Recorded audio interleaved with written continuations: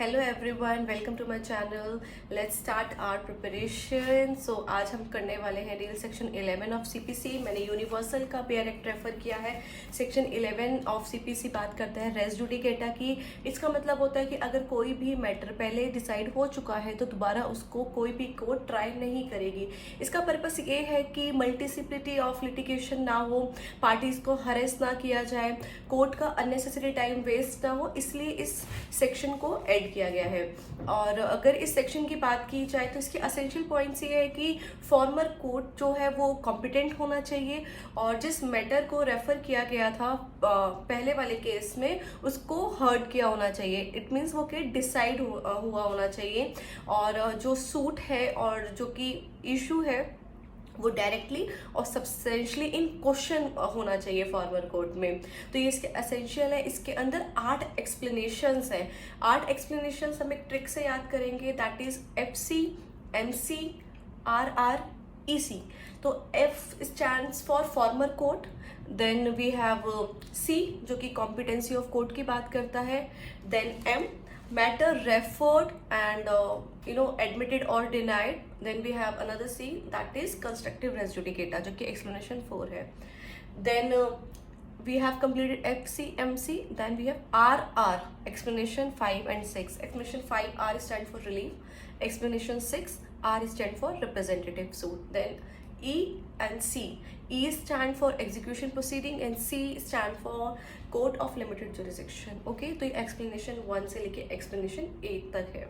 उसके बाद अगर हम इसे लिंक करें किसी और प्रोविजंस के साथ तो आप देखेंगे कॉन्स्टिट्यूशन ऑफ इंडिया में आर्टिकल 20 क्लॉज 2 बात करता है डबल जेओपार्डी की, कि अगर किसी भी पर्सन को एक बार किसी ऑफेंस में पनिशमेंट मिल गई है तो उसको दोबारा से उसके ऊपर प्रोसिक्यूशन नहीं चलाया जाएगा। और अगर हम बात करें अदर एक्ट्स की, जैसे CRPC तो सेक्शन 300 था, उसमें जो वो भी यही बात करता था कि अगर कोई भी पर्सन एक्यूट हुआ है या कॉन्विक्ट हुआ है तो सेम ऑफेंस पर उसको दोबारा से नहीं प्रोसिक्यूशन चलाया जाएगा। और अगर BNSS की बात करें तो सेम प्रिंसिपल ये डबल जेओपार्डी का दिया गया है सेक्शन 337 में। और अगर हम इसके इम्पॉर्टेंट केस लॉस की बात करें तो है दरियाव वर्सेस स्टेट ऑफ यूपी, जो कि बात करता है कि जो हमारा रेस जुडिकेटा है वो अप्लाई होता है रिट पिटिशंस पर भी। देखो, रिट पिटिशंस पर अप्लाई होने का कोर्ट का पर्सपेक्टिव क्या था, वो ये था कि अगर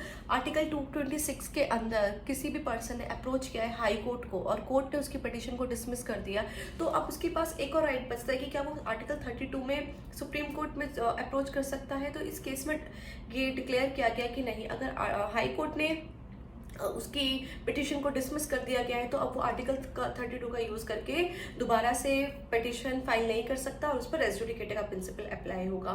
फिर उसके बाद हमारा इंपॉर्टेंट क्वेश्चन आता है सत्यधन घोषाल वर्सेस देव रजिन, जिसके अंदर बोला गया कि रेस जुडिकेटा का प्रिंसिपल एग्जीक्यूशन प्रोसीडिंग पर भी अप्लाई होता है। और अगर हम इसकी एक्सप्लेनेशन की बात करें तो ये एक्सप्लेनेशन 7th है, FC, MC, RR, EC।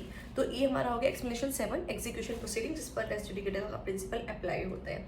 उसके बाद है हमारा अवतार सिंह का केस, जिसके अंदर बोला गया और इसमें डील किया था कंस्ट्रक्टिव रेस जुडिकेटा का। तो ये कुछ इंपॉर्टेंट केस लॉस हमने डिस्कस किए, एक्सप्लेनेशंस को हमने इसमें डिस्कस किया, पूरे सेक्शन को इसमें कवर किया। आई होप कि आपको एक ही वीडियो में पूरा कॉन्सेप्ट समझ आया होगा। Thank you.